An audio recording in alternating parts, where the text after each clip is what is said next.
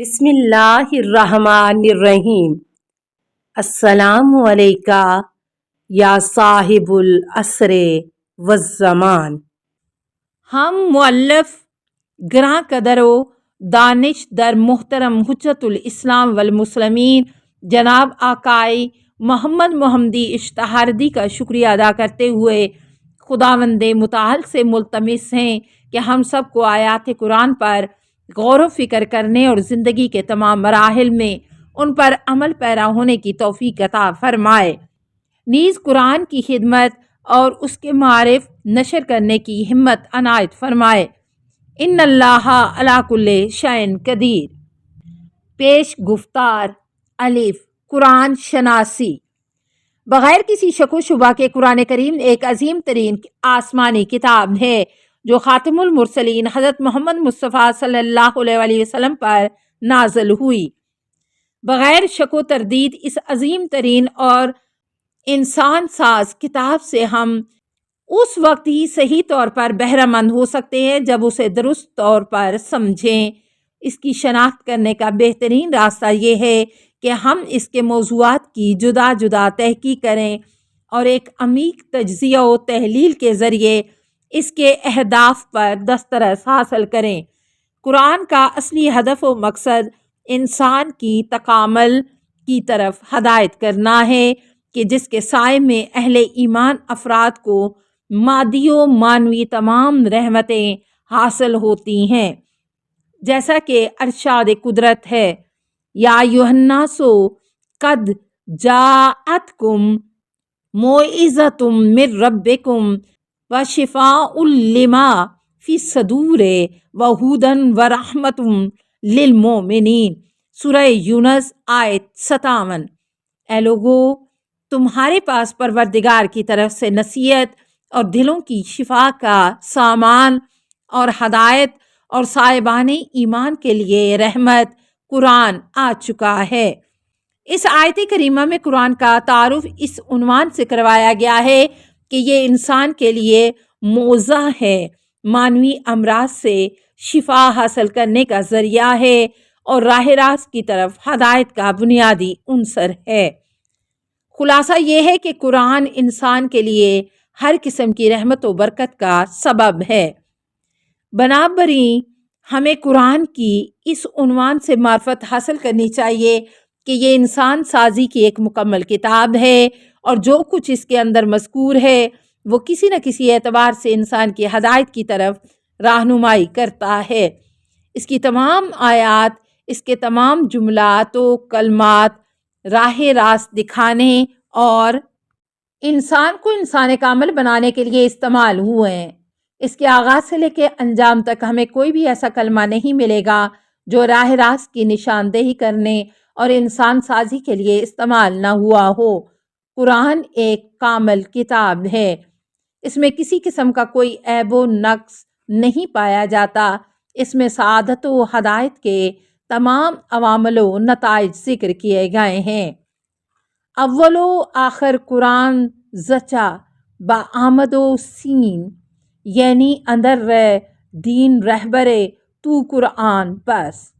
بے خصوصیات قرآن اس اعتبار سے کہ انسان گوں گوں جہات کا مالک ہے اور اس کی ہدایت کے ذرائع بھی مختلف ہیں، لہٰذا ضروری ہے کہ وہ کتاب جو انسان کی کامل ہدایت کا ذریعہ ہے اسے انسان سازی کی تمام جہات کا حاصل ہونا چاہیے۔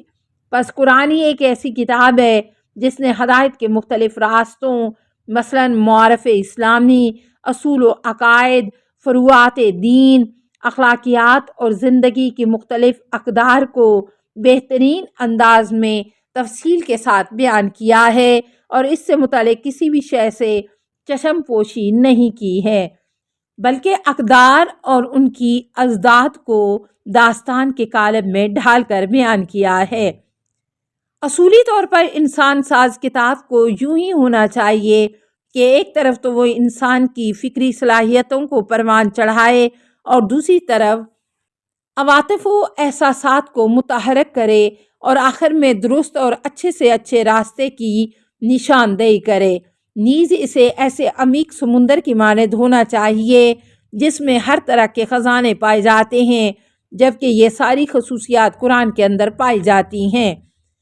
حضرت امیر المومنین علی ابن ابی طالب علیہ السلام فرماتے ہیں وَأَنَّ الْقُرْآنَ ظَاهِرُهُ آئِكٌ وَبَاطِنُهُ عَمِيقٌ لَا تَقْنَعْ أَجَاسِبُهُ وَلَا تَنْقَضِي غَرَائِبُهُ وَلَا تَكْشَفُ الظُّلُمَاتُ إِلَّا بِهِ۔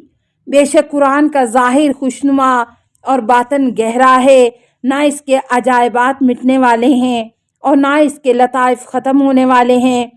ظلمت جہالت کا پردہ اسی سے چاک کیا جاتا ہے۔ نہج البلاغہ خطبہ 18۔ ایک اور مورد کے بارے میں ارشاد فرماتے ہیں وَإِنَّ اللَّهَ سُبْحَانَهُ لَمْ يَعِزُ أَحَدًا بِمِثْلِ هَذَا الْقُرْآنِ فَإِنَّهُ حبل اللہ المتین وسبابہ الامین وفیہ ربیع القلب وینابع العلم وما للقلب جلاء غیرہ۔ نہج البلاغہ خطبہ 174۔ بلا شبہ اللہ سبحانہ نے کسی کو ایسی نصیحت نہیں کی جو اس قرآن کے مانند ہو، کیونکہ یہ اللہ کی مضبوط رسی اور امانت دار وسیلہ ہے۔ اسی میں دل کی بہار اور علم کے سرچشمے ہیں اور اسی سے آئینہ قلب پر جلا آتی ہے۔ انسان کی تعمیر و ترقی میں داستان کے اثرات۔ قرآن مجید کا ایک اہم ترین حصہ انبیاء گزشتگان اور نزول قرآن کے وقت پیش آنے والے حوادث وقائع پر مشتمل ہے کہ جنہیں قرآن نے خصوصی طور پر ذکر کیا ہے۔ حقیقی تاریخ جو ہر قسم کی خرافات اور افترا پردازی سے محفوظ ہو، وہ ایسے صاف آئینے کے مانند ہے جو ہر قسم کی اچھائی و برائی اور ہر طرح کی کامیابی و ناکامی اور اس کے عوامل و نتائج کی نشاندہی کرتی ہے۔ بطور خلاصہ یہ کہ صحیح و سالم تاریخ جوامع بشری کے تمام کرداروں کو منعکس کرتی ہے۔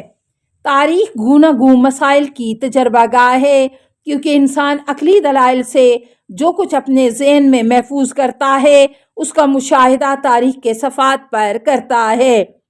کوئی بھی ایسی چیز نہیں ہے جو تاریخ کے مانند زندگی کی حقیقتوں کو بطور ملموس نشاندہی کرتی ہو۔ حقائق پر مبنی داستانیں تاریخ کا حصہ ہوتی ہیں۔ تاریخ گزشتگان کے گراں قدر تجربات ہمیں بطور تحفہ پیش کرتی ہیں، پس تاریخ انسانیت کی تعمیر و تربیت میں انتہائی اہم اور مؤثر ترین نقوش رقم کرتی ہیں۔ تاریخ معرفت اور شناخت کے عظیم ترین منابع میں سے ایک منبع ہے۔ تاریخ اس اعتبار سے بھی انتہائی اہمیت کی حامل ہے کہ آج کی زندگی میں شاید ہی کوئی ایسا حادثہ یا واقعہ ملے جس کی مثال ماضی میں نہ پائی جاتی ہو۔ السلام علیکہ یا صاحب العصر والزمان، الامان الامان الامان من فتن الزمان۔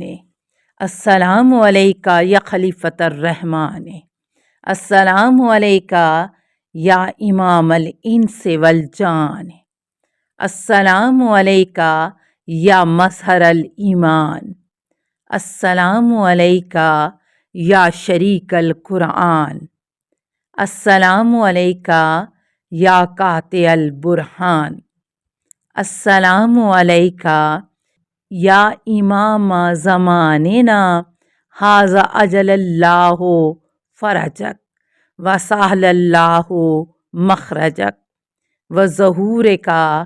السلام علیکہ ورحمۃ اللہ۔ اللہم صلی علی محمد و آل محمد۔